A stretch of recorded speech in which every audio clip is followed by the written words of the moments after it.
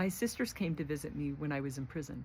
So I spent almost 5 years in federal prison, and I spent my time in California and Minnesota, and my family lives in Utah. So it was a big thing for them to fill out the visiting forms. They had to fly out to come see me.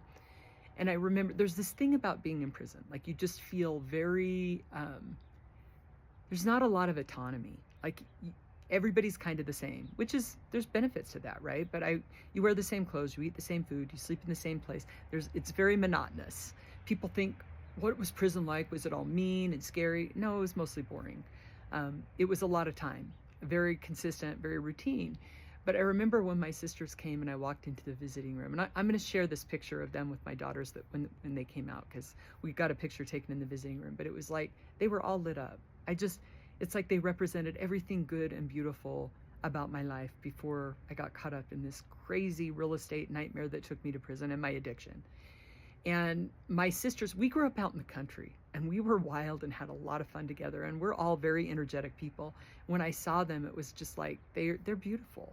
I mean, the energy that I felt, I think the contrast of being in prison and having things be so boring, like to see their light and goodness.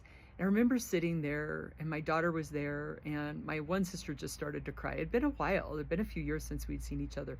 You don't get very many phone minutes in federal prison either, 300 a month. So those minutes I carefully used them. I couldn't talk to family very often. And I looked at my sisters and I just said, I am so sorry. I'm sorry that I wasn't a better sister and I wasn't a better example. And it's interesting because my sister told me I didn't need to hear it, but you needed to say it. And I did. And I've learned that how important it is that we acknowledge our mistakes if we want healing to take place. I'm so grateful for that opportunity and the relationship that I have with my family now.